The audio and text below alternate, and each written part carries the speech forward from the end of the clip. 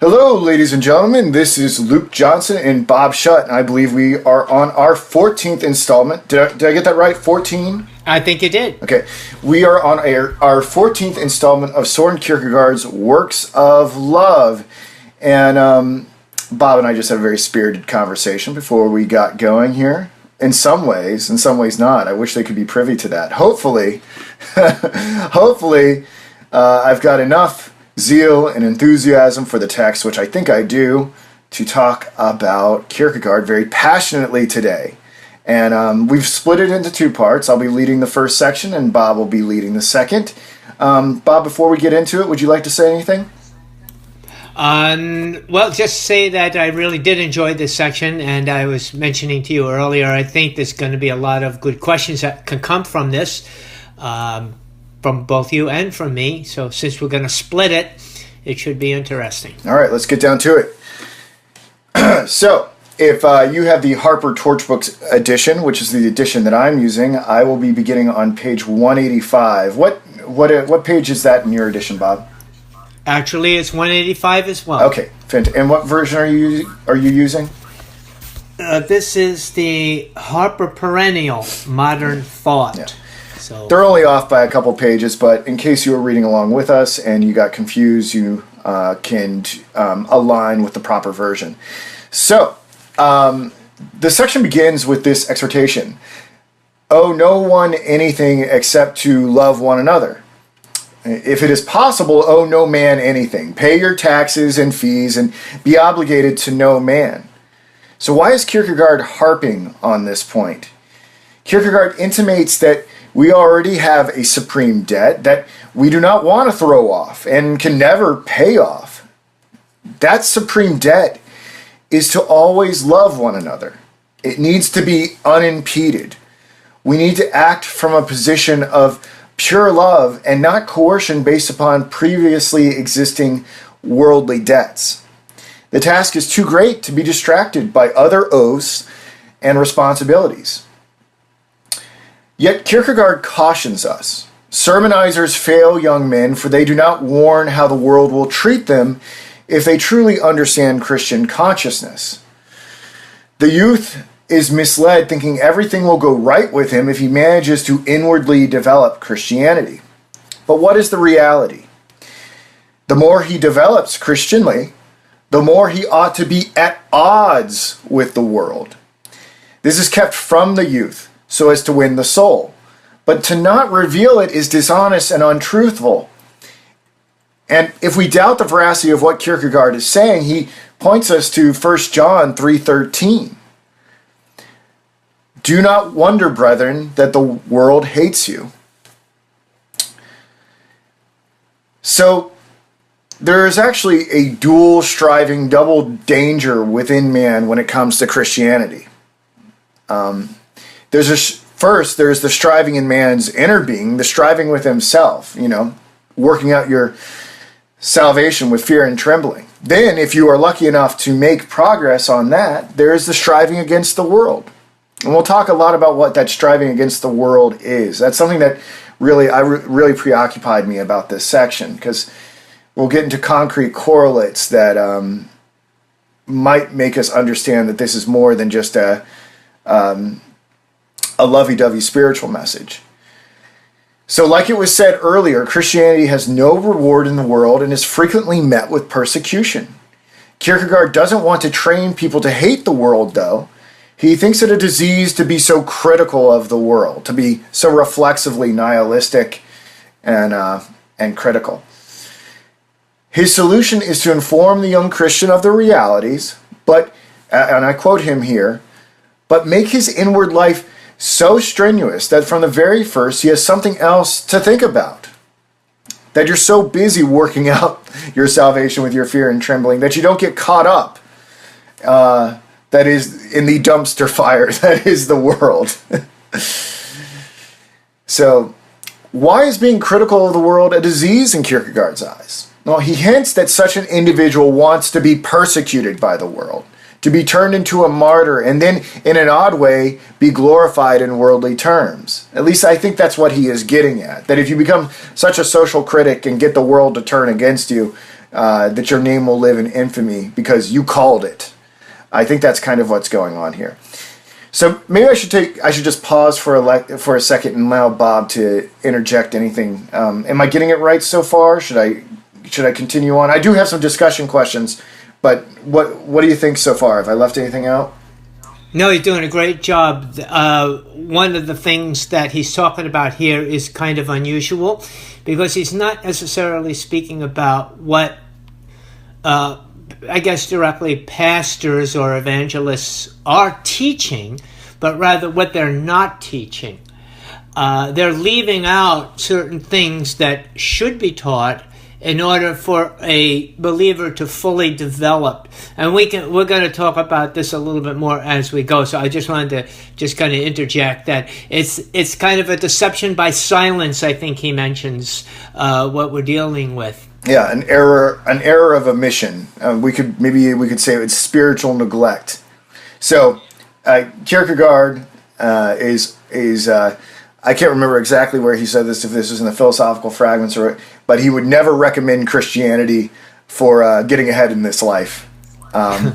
And we'll have to think about what that really means. Like that doesn't seem to comport with our experiences.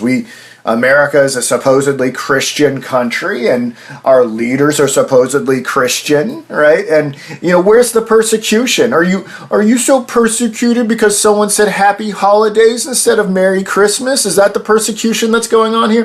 Because what happens in a lot of evangelical Christian communities is this imagined persecution, and I think if we really think hardly about it, I think there's a much more problematic persecution that's going on than Happy Holidays during Christmas time. And Bob and I could probably share different life experiences on that particular issue when we get a little further here. So a hard truth that we may need to contemplate is that Christianity may be in such opposition to the world that our own happiness or satisfaction might be an indicator that we are not truly living Christianly, right? And this is I think you start to see the separation between Christianity and the world because, oh, Bob, I don't know, so I'm a melancholic sort in Kierkegaard, and I can't tell you the number of people who are like, oh, Luke, you just need to be happy. You need to be happy, man. You need to be happy because it's all about happiness. Or people say to me, oh,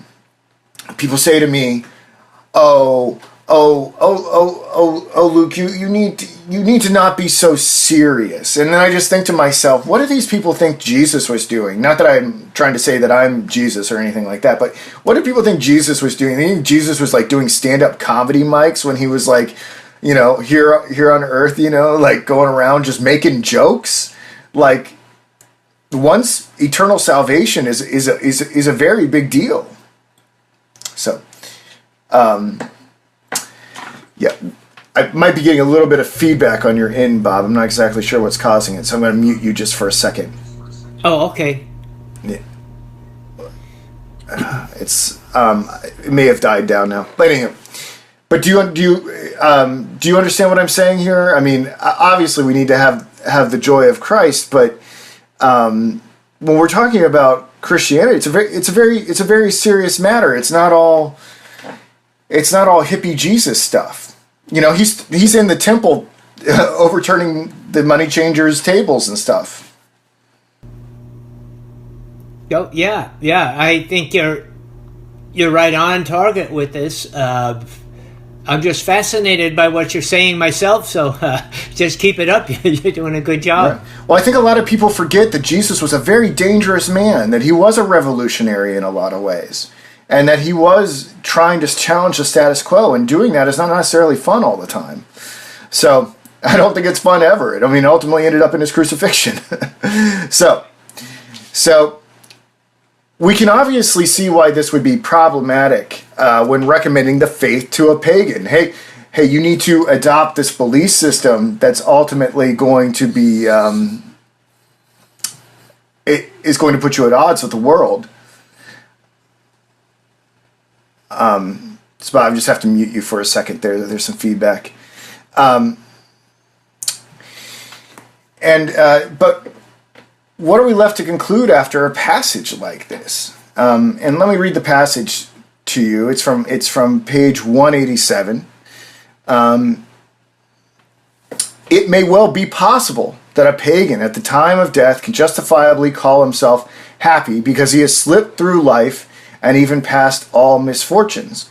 But a Christian must be somewhat suspicious about this joy at the moment of death, for Christianly, the opposition of the world stands in an essential relationship to the inwardness of Christianity. And that's on page 187 of my Harper Torchbooks edition.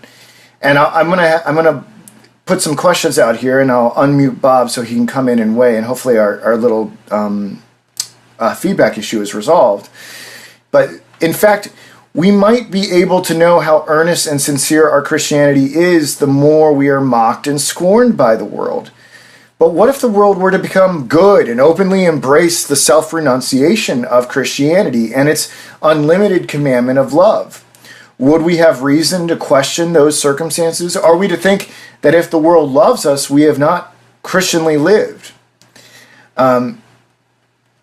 Kierkegaard says something interesting that requires deeper meditation, but I'll pause for a second and let Bob weigh in. Let me unmute his mic and see if we've got our little tech issue taken care of.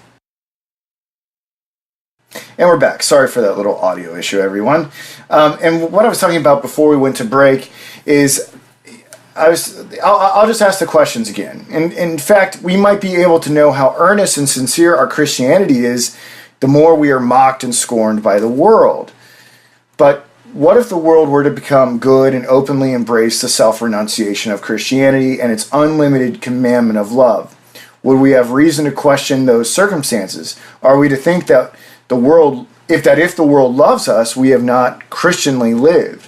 Kierkegaard says something interesting that requires deeper meditation, which I'll ask here in a second. But I want you to just kind of muse for a second, since I've been doing a lot of the talking so far, about this nature of the congruity or incongruity of true, existentially authentic Christian existence with the world. What are your thoughts on that, especially in light of this reading? Yeah, that's a big question, a very big question, because the world is so different here than it is in other places. In other places, the difference between being a Christian and being the world is just black and white. I mean, being a Christian can bring about death, loss of all your material values, and all sorts of other issues where you're not allowed to own a Bible, you're not allowed to have Bible studies, anything like that. In our country, the world is something different yet. The world is something where we can't always tell the world apart from the church. Sometimes they blend so closely together that they're friends, so to speak. And this is the problem. And I'll tell you, I know everybody thinks I'm crazy, but this is the deal, right?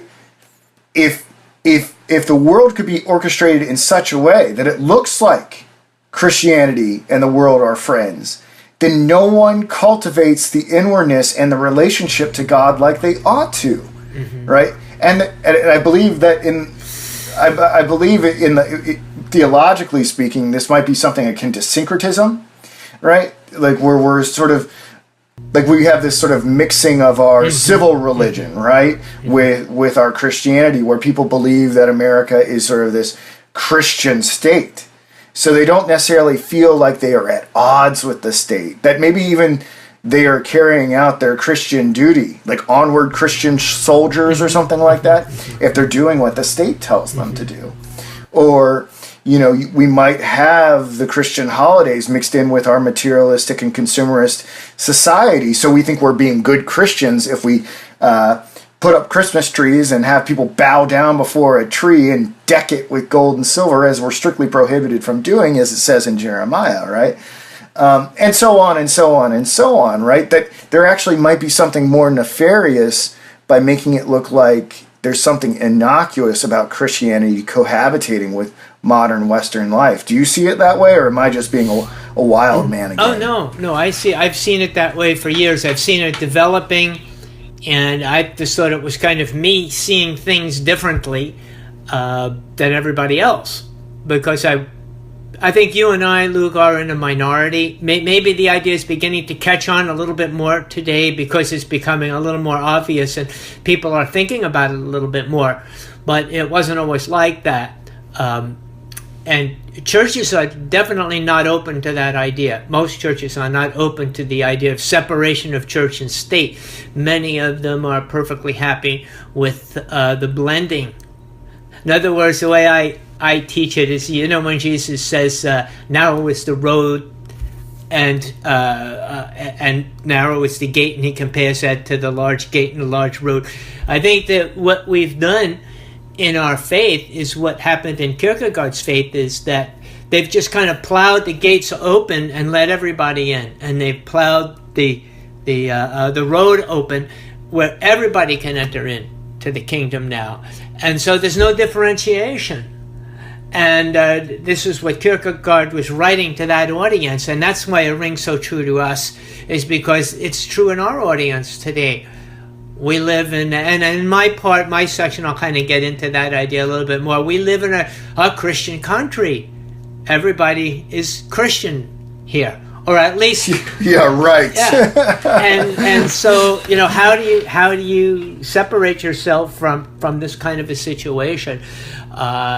It's not like you're going to get locked up because you're teaching about the Bible in this country. But there's certainly, like you're saying, there's the opposite happening. That when something becomes so ubiquitous that it loses its value. And I think we're having that problem today. People are thinking they're Christians, and so many people are thinking that it loses the value when somebody who's an authentic Christian says, yes, I'm a Christian and I believe these things. And I kind of, we'll tie it up a little bit more when we get into my section. At least I'll try to do that. One of the things that I had in one of my notes is a thought that Kierkegaard provoked or inspired me to think about, was this silence of telling people what Christianity really is before they get into it, so that they can make a legitimate choice. Do you really want to be a Christian? And it's kind of like, the commercials that they have for antidepressants on TV? They show you all the love, right? They show you all the love, and the guy's smiling, and he's got the most beautiful wife, and she's got the most handsome husband, and they're just skipping through life, right? And then you see the warnings that this medication can cause, everything from allergic reaction to death. Right? And I'm kind of thinking here that this is what, if Kierkegaard had those commercials, he would have mentioned that, because that at least we can say they're honest. I know they have to be, but at least they're honest about it. Christianity. Bible should come with like a disclaimer, like a warning label that are on cigarettes. May cause death. Right. And that's how we really should see it. We should be honest with people when we present Christianity to them. Give them a little of the Sermon on the Mount, like we were saying. If your right hand leads you to sin, cut it off. Are you sure you want to be a Christian? And if your right eye causes you to sin, gouge it out. Are you sure you want to be a Christian? But we're not presenting that side of Christianity. We're just presenting the two skipping through the meadow, And is that really what Christianity is? So that we'll kind of talk about that a little bit later. Right. I think it'll come up. So I like this. Bob and I, before we went on air today, we were talking a little bit about eschatology. Bob thinks that I'm a radical fundamentalist. He thinks I'm too obsessed with the Book of Revelation. But I'm going to bring the Book of Revelation into conversation with this passage from page 188. And maybe Kierkegaard was a fundamentalist. He says, If anyone therefore can prove that the world of Christendom has now become essentially good, as if it were the eternal, then I will also prove that Christian self-renunciation is made impossible and Christianity is abolished, just as it will be abolished in eternity, where it will have ceased to be a striving. So, what are we to make of this statement? He is not saying that Christianity would not be true, but he is saying that it would be abolished. He's merely saying that such a state of affairs would only occur. My reading of this, now Bob's been to divinity school. He is the learned schoolman on the Bible. But the only way that could occur, right, where Christianity really was in harmony with the world, is if would be like the millennial kingdom, if the New Jerusalem were actually able to come down to earth, and Jesus Christ would illuminate the whole world because there'd no longer be a need for the sun and the moon.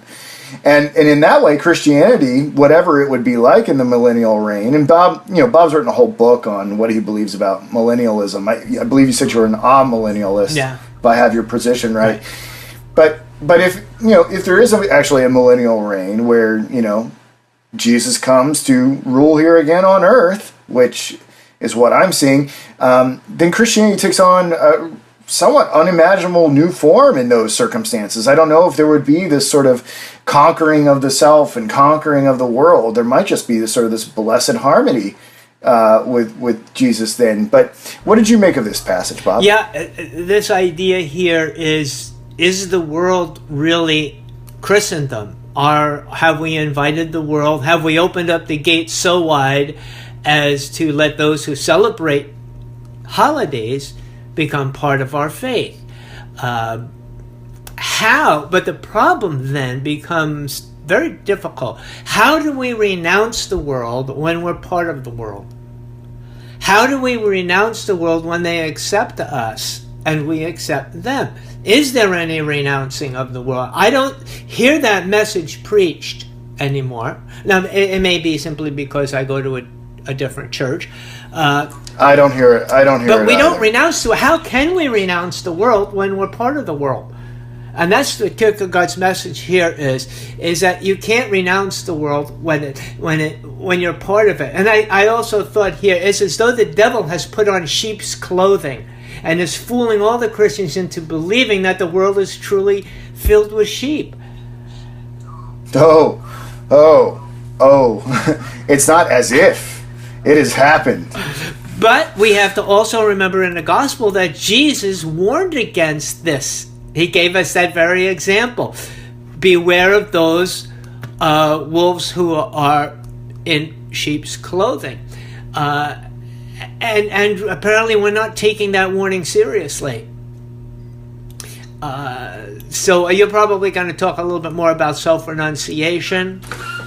Yeah, let me get into it. So, people are like, yeah, self-renunciation, I can get down with that. I might even be practicing it. They might ask themselves, what is the difference between regular self-renunciation, which we see, from recluses and gurus, and that which is exhibited in proper Christianity? I got a lot of friends who would say, yeah, I practice self-renunciation. I'm not about material things. Like, I'm not of this world, but I'm definitely not a Christian. And I think it's kind of interesting to think about what the differences are between secular and Christian self-renunciation are. Both forms involve divorcing oneself from the strivings of the world. Check, got that. I get it. However, Christian renunciation goes beyond the asceticism typically lauded by the world as an act of spiritual ascension. In Christian self-renunciation, one not only forsakes arbitrary goods, but works so much for the good of others that it leads to total persecution and ridicule. Now, this is where people go, oh, you're imagining the persecution. But we have to ask ourselves what it really means to work for the sake of others. And Kierkegaard doesn't really tease this out, but I think we ought to, in order to dramatize what it's really like to be at odds with the world. In the end, God is the only stronghold in Christian self-renunciation, and the world will look upon this relationship with God as insane and stupid. Now, something we have to stop and ask, is that really the case? Would the world really look at us as insane if we were serving others and not thinking of ourselves. Not on the face of it, right? People are like, oh, you're a Christian and you you collect food for the food bank and, that's cool. There's no one out there stopping us from doing that. There's no persecution for anything like that. I've never experienced anything like that. So maybe we need to interrogate what the word serve means here, what it means to serve humanity in a Christian context. And I'm kind of going to postulate here, it may not mean what a contemporary reader has in mind. Serving others may mean taking every moment available to share the gospel with someone. And I can see from personal experience how that will set someone up for persecution. People do not like it these days if they think you have such a spiritual agenda.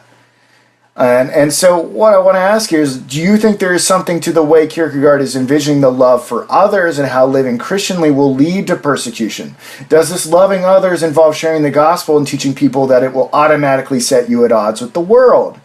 And maybe we should discuss some examples from our own lives. Okay, let me just, I'm not going to go into it, okay? But look, people are smart, they can connect the dots here.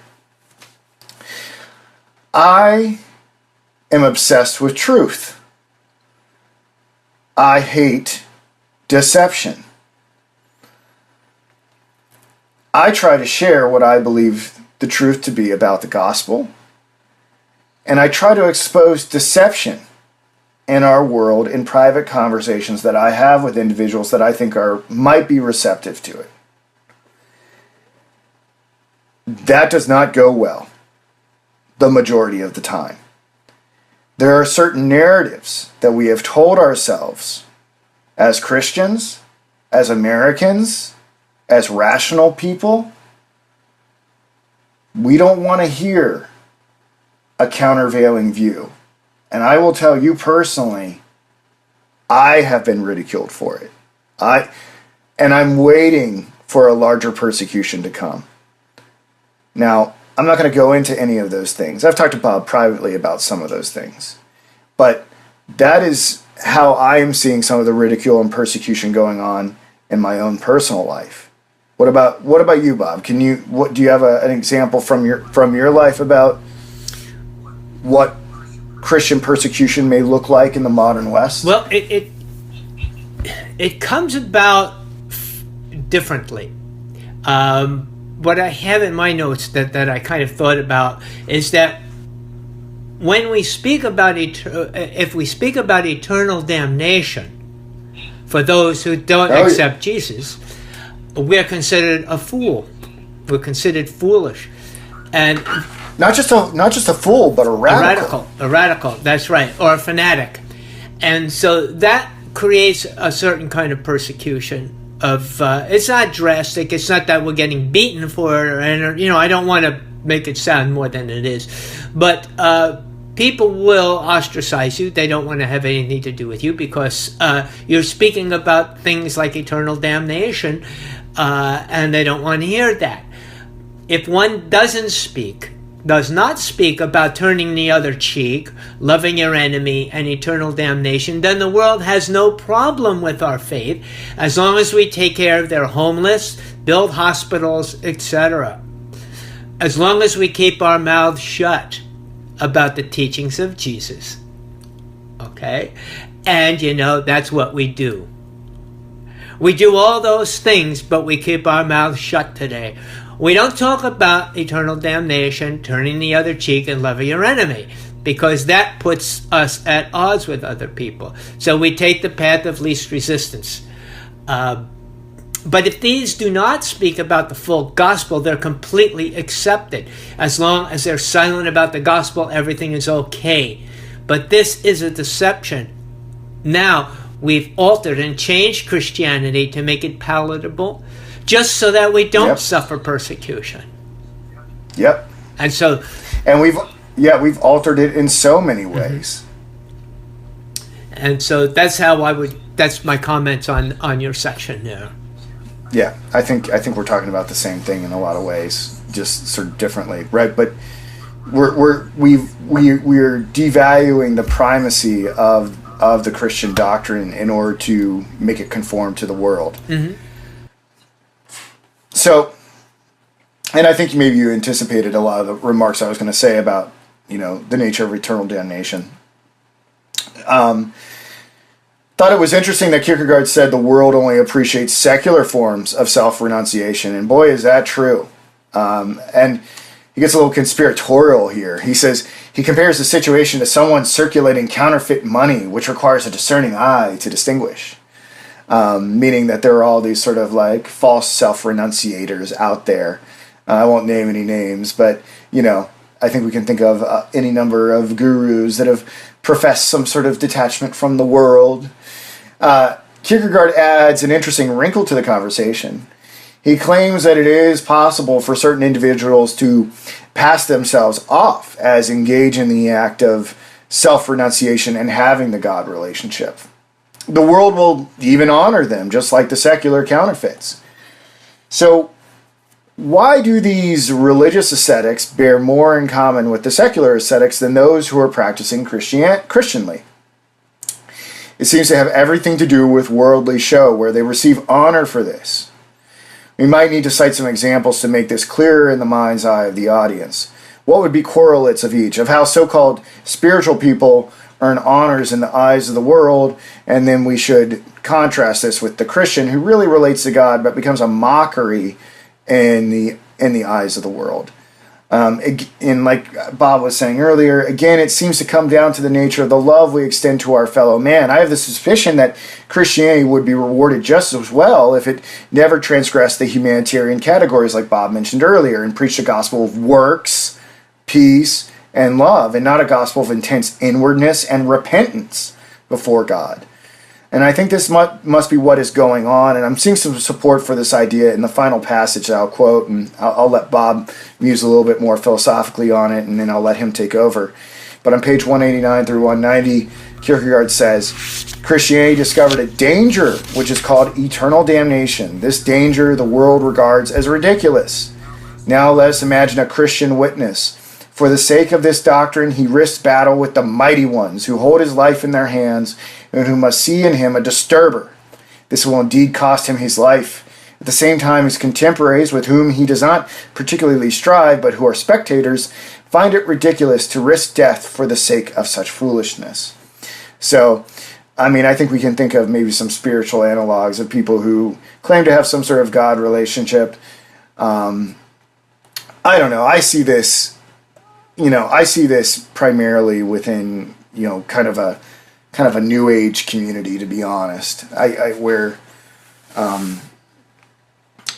We've got a lot of these. I don't want to call names or anything like that, but that's kind of where I see it taking form, right? Where there's this universalism going on within the new age movement that sounds very good to everybody's ears, in contrast to the exclusivity that Jesus Christ preached. Yeah, and Luke, it's not just in the world that's being preached. It's being preached in the churches too. Oh, yeah. This is the common point that the world has with the churches, that there is some kind of a spiritual universalism between the world and between God and between the church. And the message, the original gospel, is being lost, buried, I guess is a better, buried within this greater message of universalism. That's really our enemy, for at least the enemy of the church. And we have to think that maybe that's for another day, but yeah, universalism is I hate to say, we're getting pretty radical today. It's very interesting. Kierkegaard's saying the same things that we're talking about, but you and I are really putting some meat on the bone to these issues. Kierkegaard, in Works of Love, doesn't come out and say it like we're saying it. And but I don't know how else people are going to get it. No, it has to be updated to our time so people will get it. Otherwise, they're going to think that Kierkegaard is just a remote philosopher, theologian, and it really doesn't apply to today. But I think you and I see it unfolding today in our politics and in our culture. I will say, if someone craves the angrier version of Kierkegaard, you should check out his writings in The Moment, and he names names in terms of this marriage between Christianity and the world, this unhealthy marriage between Christendom and the world. So, with saying that, I'm going to leave my leadership responsibilities and pass the baton to Bob. All right. Well, I'll start here on page 190 in my version. There's probably 190 in the other version as well. He talks a little bit more here about denying ourselves. He says we have to truly be wanting to deny ourselves in earnestness, meaning truthfulness. We don't want to falsely entice someone into Christianity. This is what I've kind of got from his idea here, is that we don't want to falsely entice somebody to be a Christian, as though it were cool to be a Christian or fun, and everybody else is doing it, and the celebrities are doing it, so let's become Christians. This isn't really the message of the Gospels. We shouldn't try to piggyback conversions on things in our culture, in the popularization of things in our culture. The truth is that a person who truly wants to make it his own is going to experience terror, in Kierkegaard's words. So we have to keep that in mind. He warns us that there's a danger in presenting Christianity in the wrong way. I wish that people would take that seriously, that warning, and say, this isn't just a game, preaching Christianity. Preaching the gospel, evangelizing is not a game. It isn't just to see how many people I can reach, how many people I can get to, how popular I become, how popular my name has become. This is a very, very serious business, because you're dealing with people's eternal salvation or their eternal damnation. And it has to be authentic if it's to be effective. So we need to focus on authenticity in the message that we give to others, not simply popularize it. It shouldn't be taught as though it were being sold or marketed. There's a lot of ways we can market things. Today, the gospel is being marketed. It's not being preached. Just because a celebrity uses a certain deodorant, many other people feel, I got to use that same deodorant. And that's how commercials use it. That's how they market things. They get somebody famous to use their product, and then they use that in order to sell it to others. And simply because a celebrity becomes a Christian should not cause others to want to become one. This is not the call of God, but simply marketing or imitation, which is actually also called the appeal to an irrelevant authority. And the thing that we have to be on guard for is that when a celebrity does become a Christian, we have to exercise a great deal of discernment. It might just be a marketing ploy for them. We have to be careful of that. So we shouldn't jump too quickly onto that. But if it is, praise God. That's a wonderful thing if somebody who's a celebrity decides to give up this world and become a good, solid, authentic Christian, because it does give occasion to people observe that, and they might think there's something to it. But what I'm talking about is simply someone just merely following it because somebody famous does it. That's a whole different situation here. We're not true. And I want just on the celebrity issue real quick. Okay. I think the thing that we have to be. I think you're right. There are many of those conversion experiences that can happen with celebrities, and a lot of good can come out of it. But I think we have to be concerned about the type of Christianity a celebrity could lead us into. Yeah. If it is an inauthentic, if it is a marketing ploy, if it is an inauthentic conversion, and that's why I think individuals need to exercise a great deal of discernment. That's all I'm saying. Right. And he tells us here too in my notes on Kierkegaard, we have to leave it to everyone to test their concept of faith. So we a lot of these things are tests for us. We have to test our own authenticity of faith. When we speak to a convert, he says we dare not keep silent about what it means and the dangers of Christianity. Such dangers may turn many people away. Behind his thinking is that we will not be able to lift ourselves above the world in an optimistic bubble. Too many think that all conversions are valid and authentic. But it's much more complicated than that. Just because somebody is in church and decides they're going to give their heart to the Lord may not necessarily be authentic. So we have to examine that. Especially those that are preaching. They need to decide, is this an authentic conversion, or did I merely convince somebody of it? Is this something of willpower or something of God's calling? Many convert to what may be called Christianity, but is really a synthetic form of Christianity. It's mixed with truth and falsity. Sometimes the falsity is silence. In other words, it's not necessarily I'm preaching you something that is false, but rather I'm not preaching something that is true.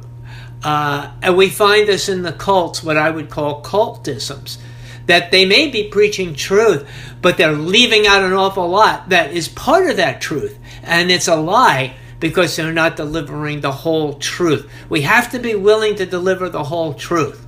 The essential foolishness of the world is not really ridiculous. This is Kierkegaard saying, the essential foolishness of the world is not really ridiculous. For when salvation is something to win or lose, it's not a jest if someone fails to find it. Eternal damnation is serious business. This is what he's kind of telling us. And we have to keep this in mind as we evangelize or as we teach. We have to be careful how we handle Christianity. And he uses an example of a double-edged knife, a really razor-sharp knife, and you're handling it and you're going to pass it to somebody. You got to be careful how you pass it to them. You're not going to give them the blade so that they can grab the blade. You're going to be careful to place the handle in their hand. So we have to take care. He said Christianity is the same way. It's almost as though to truly preach it is almost as though we're preaching against it. It's almost as though I'm going to, like those commercials. That's what brought those commercials. It's almost as though I'm going to tell you something that's really beautiful, but at the same time, here's all the precautions that come with it. So it's almost as though you're saying, I'd like you to become a Christian, but here's what you really have to consider if you want to become a Christian. Here's the negative side of it. And so many of us simply avoid teaching about those negative things. Even in the world, when they advertise those antidepressants, they give the warnings. And we have to be careful to give the warnings when we preach about Christianity. He says that Sunday talk has been deceptively transformed into an illusion, as though someone, as he says, just as we are already Christians. There's no warnings. Everyone is now a Christian. And he calls them holiday Christians a little later on in this text. So here he's talking about what we were talking about earlier, that if everybody is a Christian, it creates an illusion about what Christianity really is. What do you mean I have to convert? I already am a Christian. I was born a Christian, and I celebrate Christmas, and I celebrate Easter. So what more is there?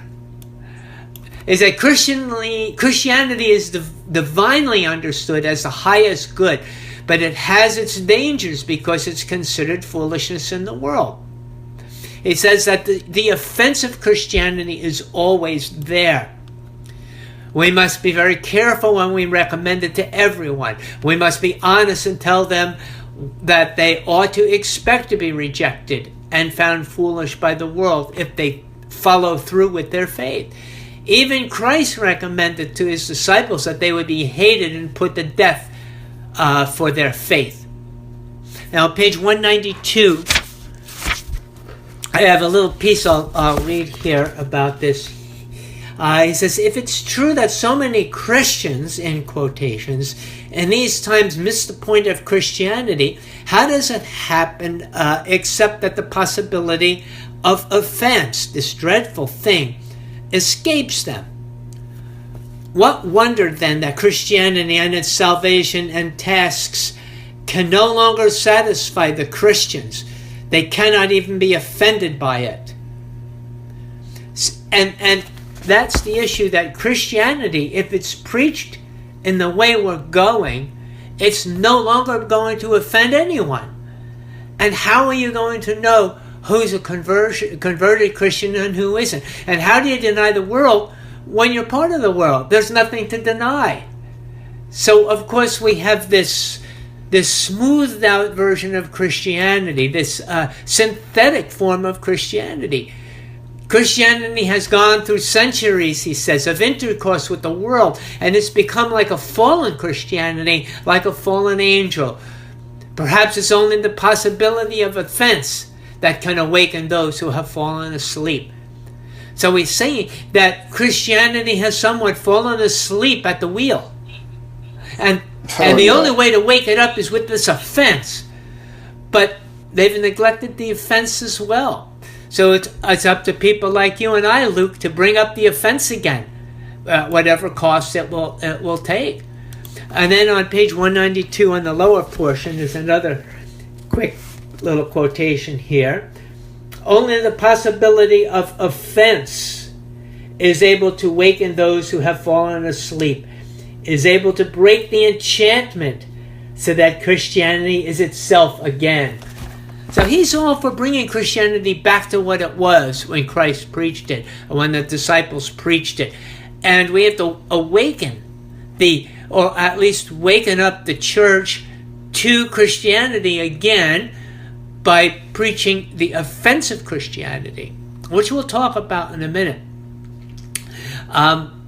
Even Luther, he says, and this is kind of a rare thing here, but Luther talks about it on page 193. He quotes him. He said, Luther's excellent explanation. And this is what he says, and then lock the churches, the sooner the better, or turn them into places of amusement, which stand open all day long. Well, Luther got his wish. He did. He really got his wish, because many churches are really nothing more than places of amusement, places that people come to be entertained in the name of Christianity. Man, you can get your rock concert and your smoke machine and your super duper cappuccino macchiato and I mean it's like its own self-contained community now. Yes, it is. You know? Yes, it is, my friend. You got light shows. You got all sorts of awesome lights. Mm-hmm. Yeah. Oh, it's pretty spectacular. The audio visual productions are just top notch. Maybe we should get into that. They're doing a whole lot better than we are with our audio. Maybe we should get light shows going on behind us, huh?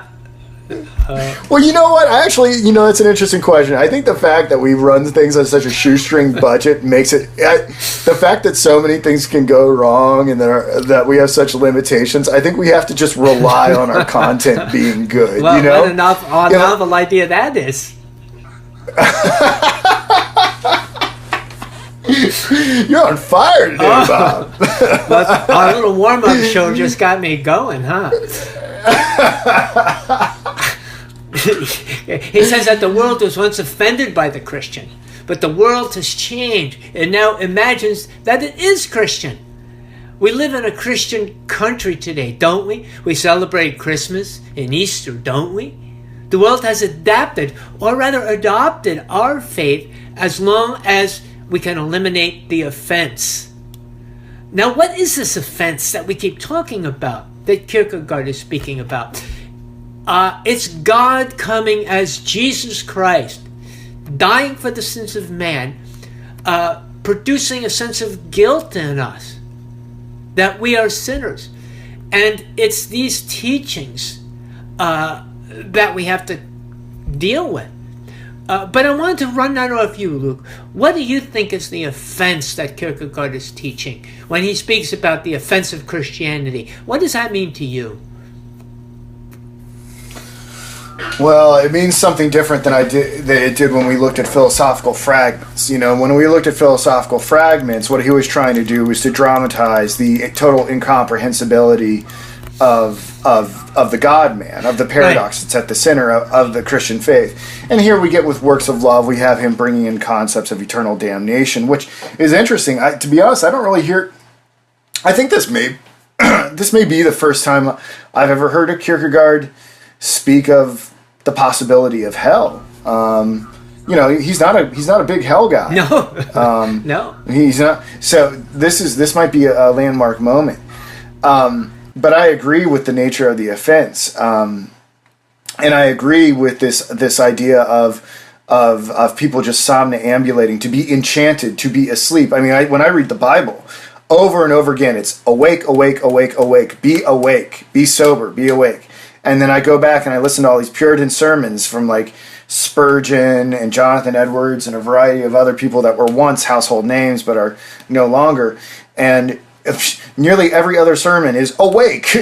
and we're looking at Kierkegaard, and it's like,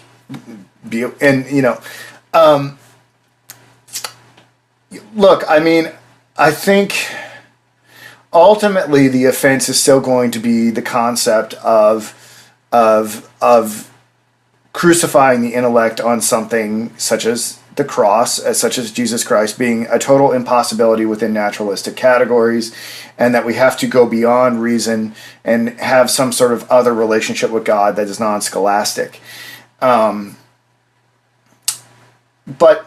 I would say that the syncretism, the mixing between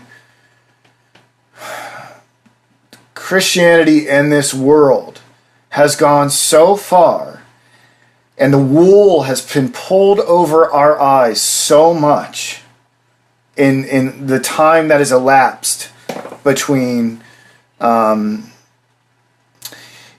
it's actually, there are a lot more offenses to be demonstrated. I don't know if I can go public with them here, but there really no.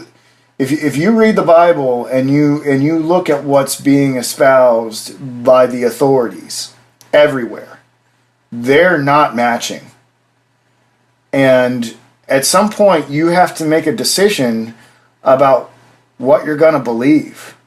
And I will, my own personal research is telling me that the Bible is real in a way that I don't think I understood for the previous 36 years of my life.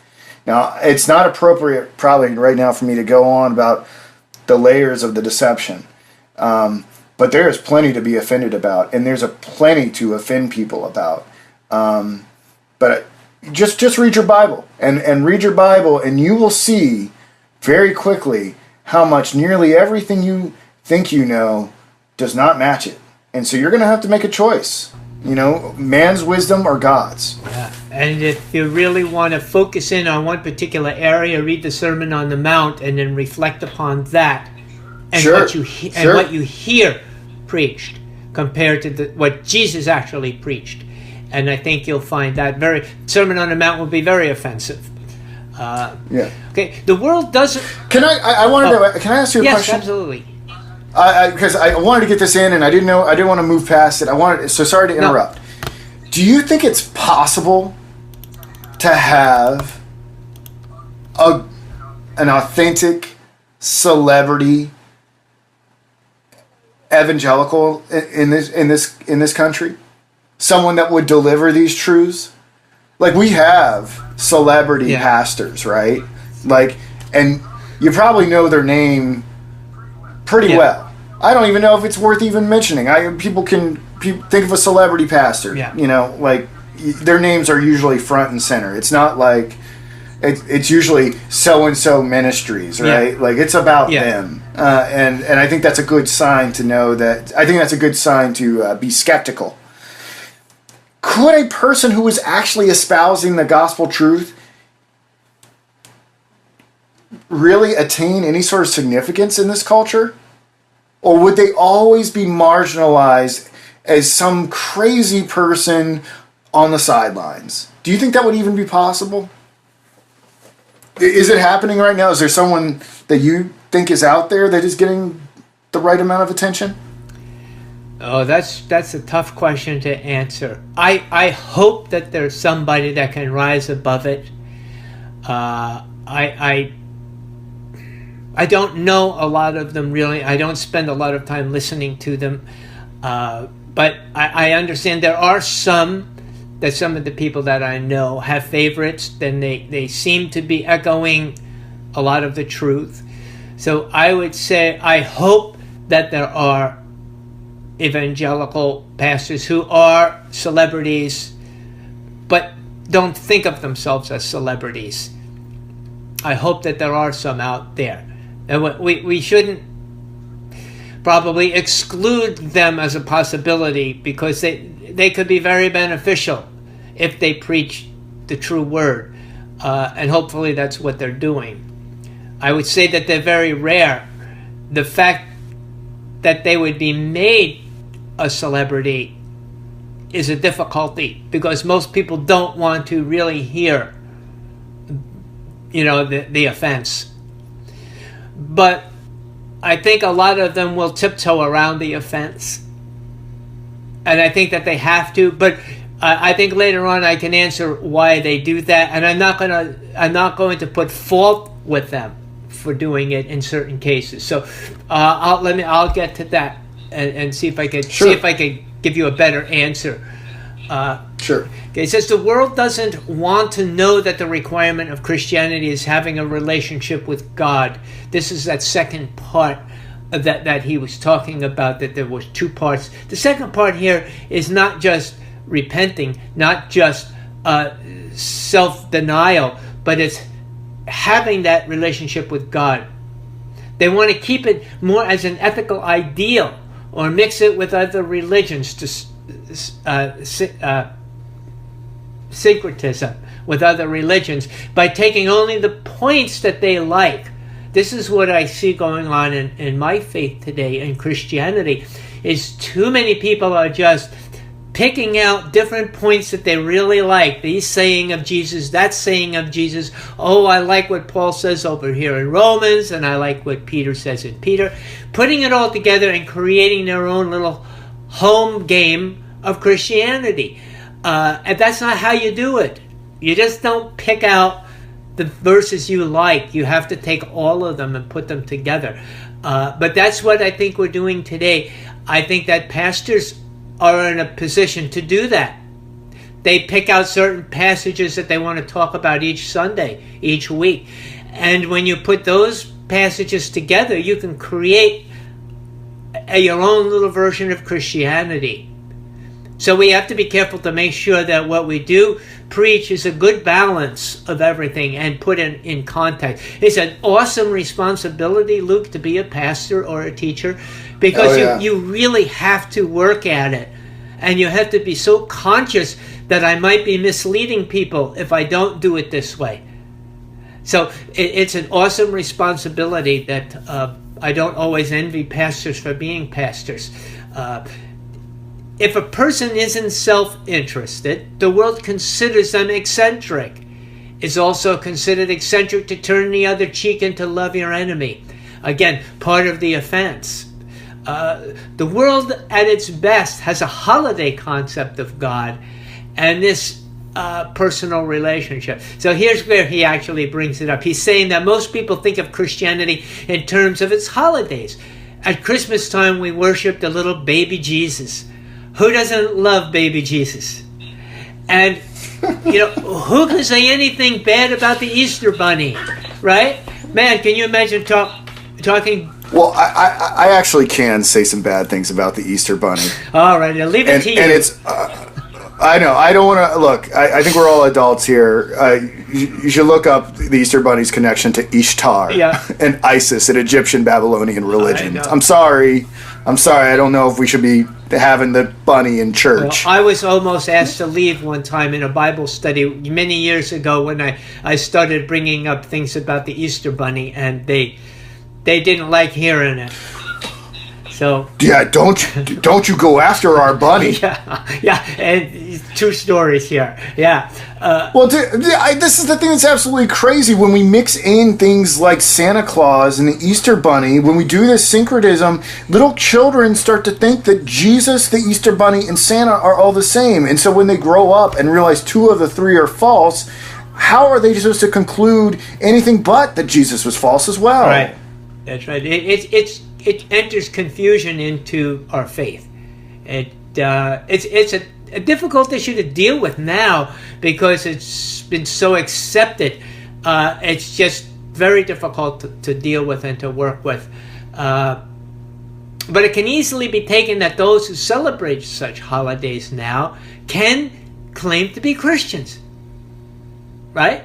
So who's to blame for this idea then? Who's to blame for the synchronization of the world into Christianity? Christendom itself is to blame for it. They've done it, they've allowed it to happen. And they continue to allow it to happen. No one wanted to be mocked by the world, so they embraced the world. So that's one way. How do you stop the mockery? You simply embrace it. Make it part of your faith. So Kierkegaard talks about here a child. He gives this cute little story about a child who is raised in a good home by good parents, but they live in kind of like this bad neighborhood, this mischievous children all around here. And the children wanted this good little boy to get in trouble with them. But he said, no, I refuse. And this at first confused the kids. They thought that perhaps he did this because he thought his parents were watching him. But when they saw that this wasn't so, they just couldn't figure out, why doesn't this boy want to get in all this trouble with us and act mischievous when his parents aren't watching? So they figured out there's something wrong with this kid. He's foolish. He's strange. This kid really isn't a boy. There's something wrong with him. They figured he didn't like what they did and what they were doing, and that he dares not do it. And they considered this child, they would not consider him a real boy. In the same way, the world thinks this way about Christians, and they desire to not participate, the Christians not to participate in the world of sin. So what does the Christian get for remaining virtuous? He gets ridicule of the world. We don't want to play with the world, Luke. We don't want to sin along with the world. We don't want to let the world into our faith. So what do we get for it? Ridicule. Foolishness. In conclusion, he says there's a double mark to renunciation. Renouncing the self and accepting one's relationship with God. It's the Christian duty to be in debt to one another. This is kind of where he ties the message in. This Christian duty is to be in debt to one another. So perhaps the connection here is explained in that no one else could really love a Christian other than another Christian.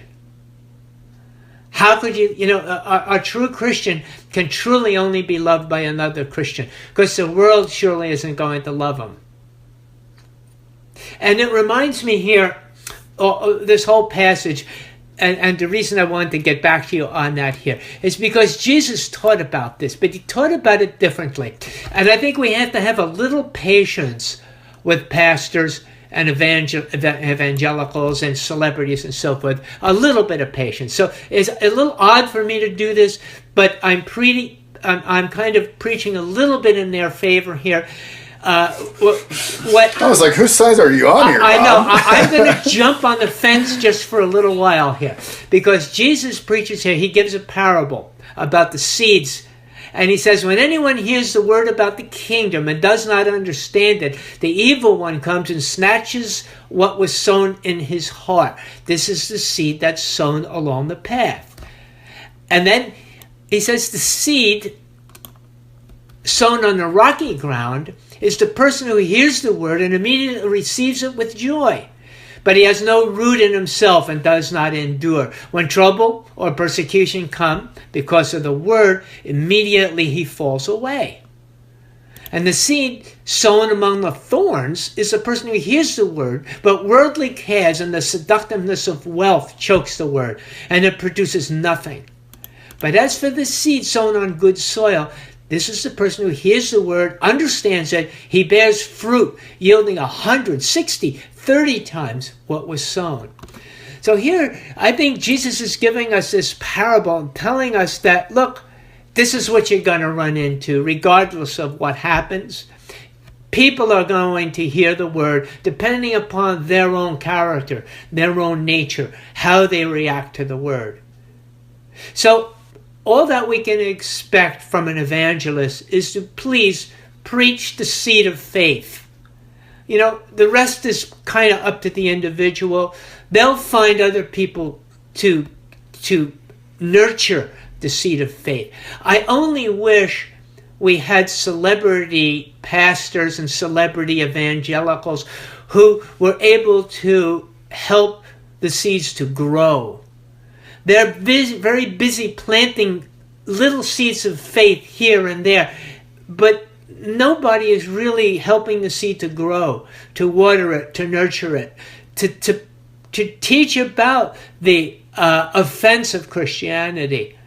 I don't expect really still seriousness for pastors to preach initially about the offense. I just wish that they would teach it afterwards. That would become part of who they are, and that became known for preaching the offense as well as for casting seeds out. So that's my only complaint. It's not that they don't cast the seeds out, but they don't nurture it and they don't water it. And they just kind of leave it up to who knows to take over from that point. So it's up to you and me, Luke. It's a lot of responsibility. Oh, you said it, brother. That'd be pretty cool. Like, we were prefigured from time to do precisely this. Yes, we are. Well, I suppose we are, we right? I hope we can talk about predestination one day. I don't know if I don't know where Kierkegaard talked about it, but hopefully after we get done with all of Kierkegaard's books. Yeah. Man, I was thinking about it just as well while you were talking earlier. Like, I was thinking about all the notes that we've put together and all these sources. We're writing a book as we're doing this. You know that, we right? are kind of an audible book. Well, but we have all our notes, too, that we'll be sharing with people, and we should really get those together one day. Hey, if you're a publisher, get in contact with us. So, anyway, do you have anything else you want to say today, Bob? No, but I think you did a superb job. Really compliment you on the job that you did. Excellent job. Well, congrats. Just I gotta match you as always, and I can say probably offended a great deal of people. Oh, I hope so. I hope so. Probably a lot of people deleted the app today. So, oh well. Oh well. Yeah. Guess we're doing something right. All right, thanks, Bob. You're welcome. Thank you. I'll try to get this audio up and going ASAP. Okay. All right, see you guys. Bye-bye. All right, so you can push stop on your recording. Okay. And then you know how to save it.